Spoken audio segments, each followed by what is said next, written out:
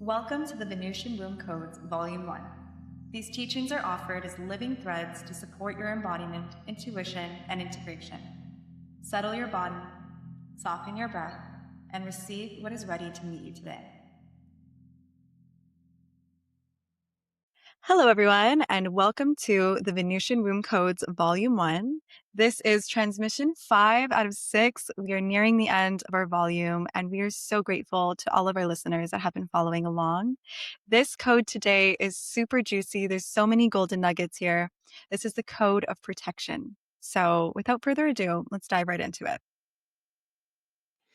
This particular code has been one that's been uber present with us since day one. Like, we have been revisiting this particular theme, code, archetype, I'd even say, over and over and over again, and learning how we've been growing in relationship with it. Especially when you think of protection, the first thing that happens in my body is I go into protection. My whole body braces, my chest gets tight, and it almost thinks like there's this big wall, like there's this protective nature, and it feels harsh and intense. When in reality, as we've been journeying with this code, it's a lot more subtle than just this bracing, protective energy that comes up as this big, rigid, sturdy wall. So let's start by defining protection. So protection is the intentional care of your energy, your body, and your inner world. So it really has to do with every single part of you, not just your body. It has to do with your emotional landscape, the mental, all of it. And protection is choosing what you are allowing in. So what you're holding, maybe what stories you're repeating in your mind, what emotions you're holding in your body, what people you're holding close. And also you have choice over what you're releasing. And all of these elements play a part of protection, because protection really is the awareness we have about our experiences in life, about what's going on, especially when we're thinking of like everything is energy and energy is permeable. So things are constantly shifting and sorting and moving through us. And we might not even be aware of it because some of it is tangible. Some of it could be actual physical people. But sometimes it might be energetic. It might be feelings. It might be thoughts that we're not fully consciously aware of. So it's bringing more awareness to what it is that is influencing our experiences, our bodies, our minds, our emotions, all of it. Um, and we are constantly in exchange with different people in our day-to-day lives, with different environments, with different things, with different everything. Every day is a different day, a new day. So there's new energy, new things that we're learning that we may need to protect from, new scenarios, situations that are coming up, and we're learning so much about ourselves all the time. So we're also learning about what are the ways that need to be protected. Um Not everything that we carry, we feel, and we process is ours, especially if we've had particular experiences or if we tend to be a little bit more on the empathetic side and carry a lot of the weight of what people are feeling around us. We might take that on and carry it and feel a lot of grief or sadness or anger for others, which I'm not saying you have to get rid of that and that's not good, but it's again that awareness of noticing, oh, I'm carrying something that doesn't actually belong to me. And maybe I could put it down, or maybe I could sit in it with the person while they're in it, but it doesn't mean I have to go home with it after, or I have to keep it with me. So these are all different dimensional ways of thinking about protection, which brings us to hygiene, which we are very familiar with hygiene for the body. So washing our hair, brushing our teeth, washing our bodies. Energetic hygiene is also extremely important because just like physical hygiene, your inner world, your inner landscape requires the same amount of care. I would almost argue even more care because we're so unaware of it. Like our inner world's not going to start stinking. Like we have to become aware of what's going on inside. So clearing what isn't yours is a big part of this energetic hygiene. Noticing what drains or nourishes you, noticing what people you feel like, oh my God, that was such a long time to be with that person versus I feel so full and playful and happy and alive. And if you just notice, we just took out a point because there was clearly an unfinished point there that had no relevance. So ignore it. And lastly, tending to your nervous system and emotional state, which pretty much all of our other codes up till this point reference this part. So protection in practice, what this looks like is your boundaries. What you allow and what you don't. Boundaries with yourself and boundaries with other people. And a lot of times people think boundaries are these rigid set of rules that we have with others, when really boundaries are very flexible. They're ever changing. And it's also a way of being able to show up in relationship. When you have a boundary with someone, it's because you want to be in relationship with them. You care enough to have a boundary to stay in connection. So, boundaries. Standards are what you hold yourself and others to. So, it's what you set before being in connection, what you're going to accept, what you're going to allow, the types of connections that are appropriate that you want to have in your life, or even the standards you have for yourself, the ways that you expect yourself to act and be in relationships as well. Conscious accessibility, so who and gets what gets access to you. So really that's kind of just the combination of boundaries and standards together. So now that we have this foundation of understanding what protection is, we can really go into the shadow and the illusion of protection and how this shows up for us in our everyday life, especially because protection is one of these mechanisms that our body actually does to keep us safe because it's perceiving either a person, a situation, ourselves as being threatened or threatening. And it really starts to change the ways that we're actually showing up in certain situations if our body is perceiving something as threat.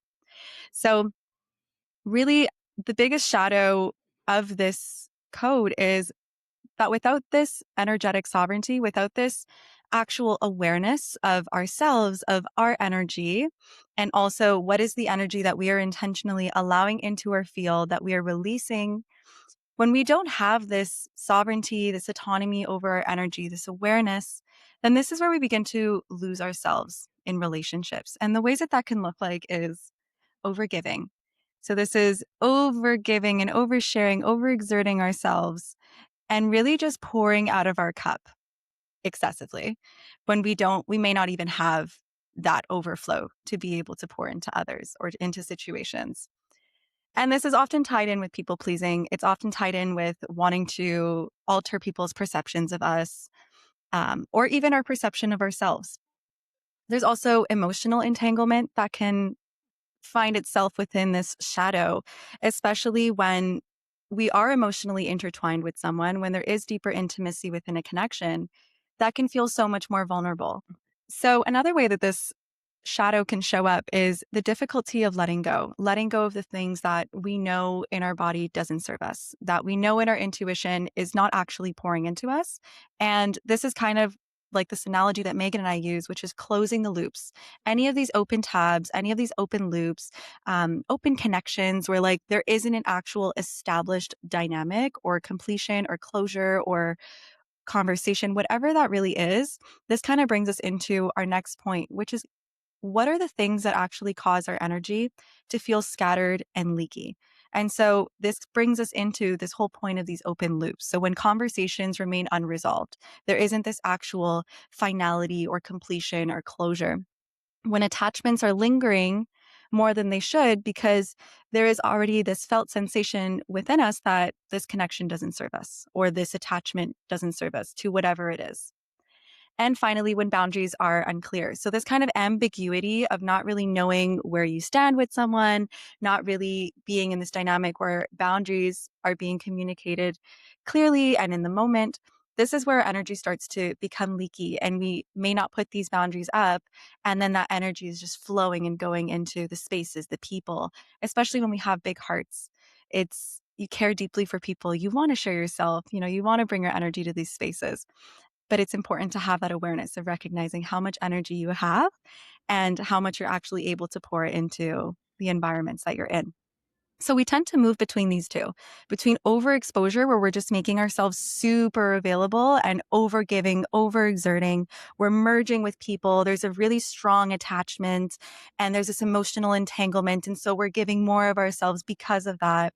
And it leaves you feeling drained because ultimately you're giving without having any actual limits or boundaries with yourself. And that is also the point of protection, is to protect our own energy, to protect and honor ourselves. And then there's the overprotection. And this is usually I think fear is present in both of them, but especially within overprotection. there is this literal closeness, this guarding, this disconnection from others. And it's really just a way of also not having to have that like deeper connection and intimacy and vulnerability be present.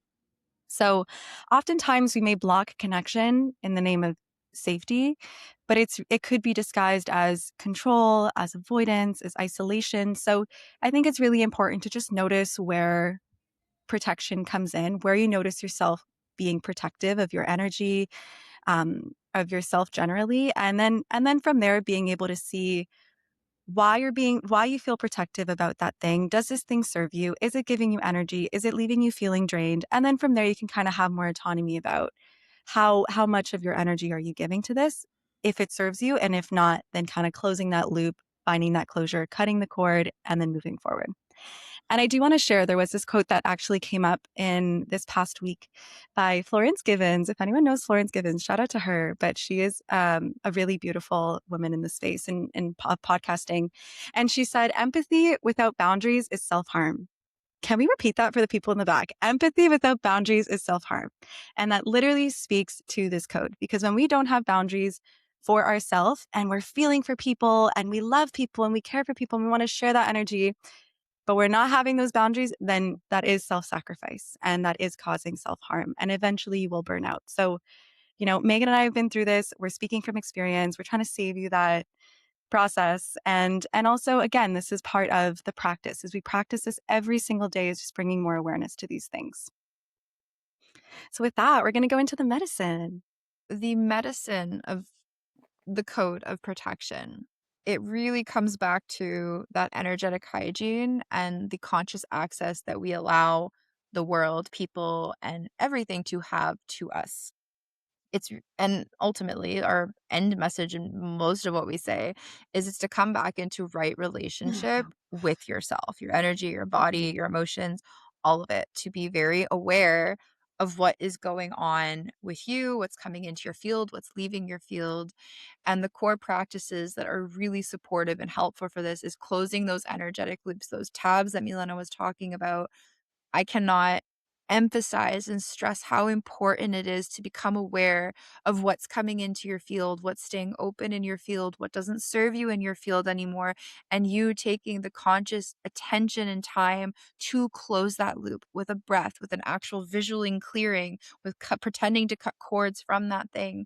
I don't know if that's there too, but yeah, releasing outdated cords, allowing these energetic ties that we have to things Mhm. because they're there. We don't see them, but they're there. It's intangible and not you can't see it, and actually creating some kind of practice that resonates with you to close, to release, to shut down. Maybe chords is too woo woo for you. Maybe you want to think of it like a computer screen and like literally just going in your head and exiting, closing down your laptop for the day and allowing it to come to a completion of some sort. And maybe it's not completed. Maybe it's just getting close for now and you'll bring it back up tomorrow, but giving your energy, your body the space to complete and calling your energy back. I think this is one of the most powerful things that work for Mhm. me. I have a whole song that I sing Mhm. from beginning to end that I put on, and calling your energy back is just it's very similar to closing the loops. You could really do one or the other.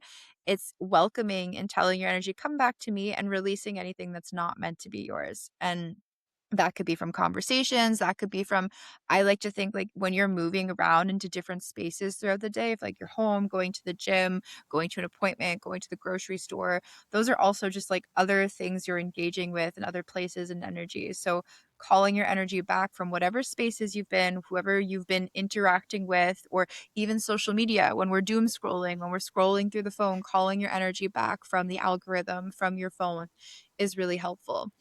And then this is how your energy returns to you by doing these little things. And then when they're open, when those tabs are open, when the loops are not closed, there's like a stagnation and energy is just lingering in these spaces and it kind of feels like it's all in limbo. So that completion restores clarity, presence, and coherence. There's an alignment with it. And that's the protection that's happening. See, it's not so bracy and scary. It's actually more airy and like movie when you have protection in place for yourself. And it really does become a living relationship and this living sphere, this living space of learning and relearning what your boundaries are, what your standards are, and who's going to have accessibility to you in the long run, what's going to have accessibility to you, and just what your space is going to look like through those standards and boundaries that you set for yourself.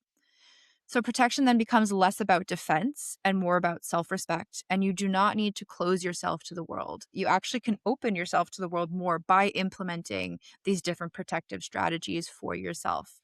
Um, you simply need to learn to attune to yourself to be able to choose who and what has access to you to gain more autonomy overall. And I do want to add that, usually within this lesson and code of protection, when you're cutting things off or you're completing these open loops that drain you, a really great telltale sign that you're doing the right thing is you feel a relief. Mhm. You feel a relief of responsibility. You feel a relief of pressure that you may have been putting on yourself. You feel a relief of just being free from that thing and not needing to keep pouring your energy into that when it's not actually reciprocating you or it doesn't serve you in this season of your life. It doesn't need to be forever too. And that's also, again, this is also individual. But I do feel, yeah, I did feel like bringing that into the field. And I do want to say that we've spoken about energetic protection, we've spoken about energetic hygiene, and we do have an episode on that just solely dedicated to energetic protection and hygiene. What is the difference between the two? What are practices that you could actually use to start implementing these rituals, these energetic resets in your life? So I am highly going to recommend that you check those out. And without further ado, we're just going to end off with some key words, some things that you can feel into within the shadow and the lesson. So the shadow being self-protection and the lesson being self-honoring. So when we are honoring ourselves, we are placing these boundaries to protect our energy. We are upholding standards. We are placing boundaries where they are needed so that we could actually have more energy to be able to pour into the people that we love. And I think that there's a lot of beauty within this whole process. It really is a self-respect process and learning what it is to be able to have access to you, what is required, because you really are the gift. Your presence is a gift and it really is precious. So just things to kind of feel into: discerning, contained, clear, nourished, responsive, open, connected, sovereign, self-led. These are all these key words around the self-honoring. And then self-protection, the porousness, overgiving, entangled, draining, avoidant, guarded, disconnected, controlling, self-abandoning. So if there's anything that, as I'm saying these words, anything that is coming up for you in sensation, or if it's making you feel a little bit uncomfortable, I really invite you to be curious and to look into that and to really sit with that and know that this is also part of just the process of being human. And we all learn this. We all learn what it is to love ourselves, to hold more respect for ourselves, to place boundaries even when they feel uncomfortable, to speak that truth even when you're shaking and your voice is shaky and you're all nervous. This is part of growing and it's part of maturing and it's part of honoring yourself. And I really just want to normalize this whole process for everyone. And Meaghan and I have definitely placed ourselves in certain experiences where we've had to learn these lessons. But again, it really is just a continuous practice every single day, and we're still learning. And continue to place ourselves, or I continue to place myself in situations. Like recording this podcast episode. So I'm going to explain some things that we have coming up that we're really excited about to share with you. We have our Venusian Room retreat. This is the You Are the Muse. We are so excited to bring this to our community. This is going to be happening June 12th to June oh my goodness, June 12th to June 14th. So mark your calendars. We would love to see you there. This is really a weekend immersive retreat that is fully dedicated to presence, play, pleasure, to being in our creative expression, to connecting to that aliveness that comes from within you when you feel so deeply called and inspired and passionate about something that wants to be expressed through you. And it can be anything. It can be poetry. It can be a song. It can be a prayer. It can be art. It can be a business. It can be a creative project. Like literally, the ways that creative energy expresses is truly limitless. And this is just an opportunity for you to explore what that looks like for you. What are these little inklings within you to create that are within you? And oftentimes we find them when we sit with our inner child, when we allow ourselves that presence to actually reconnect with the things that give us pleasure, the things that bring us into this state of play and bring us out of our mind, brings us into our bodies, into our heart. And so this is really a retreat that is devoted to the archetype of the muse. She is the art, she is the artist, she's the creator, being created by her creation. It's all about the creative process. And it really is a womb field. We're already tapping into the energy of this retreat, and it is so potent, so powerful. The women that are being called to join us in this retreat are so incredibly inspiring. We are so excited to Mhm. drop in and to be inspired by them as well. Like that is really the whole purpose of this is we are amplifying each other's creative power and inspiration. And that's the beauty of connecting and gathering with women. So Meaghan, I want to leave it off to you. If there's anything that you feel called to share about our retreat coming up. Join. Mic drop. That's it. That's it. So feel into it. We are going to link our website so you can look at our landing page and check out a bit more information about that. But we would love to have you join. And we will also be talking about it in the next coming days. We'll probably, a sneak peek, have an exclusive bonus episode just dedicated to our retreat. So we can really dive into what this womb Mhm. field, this womb creative field, what it is, and what the muse archetype is as well. And that brings us to the end of the Code 5, the Code of Protection. And in 2 weeks, we are going to be completing this entire mini volume, volume 1 of the Venusian Womb Codes, with the Transmission 6, the Code of Integration. So if to date you have not listened to Code 1, 2, 3, 4, 5, we urge you to go have a listen. They're short episodes, and that way you'll get the full completion. And it kind of makes sense to listen to all of those before getting to the Code of Integration. Wink, wink. You see what I'm saying? Anyways, thanks for being here. See you in 2 weeks. And yeah, bye. Thank you for being here and tending these codes with us. If today's transmission stirred something, allow yourself a moment to ground through breath, stillness, or movement. You can return to these episodes whenever you need reorientation or support. Until next time, keep listening to your body and let the womb guide you.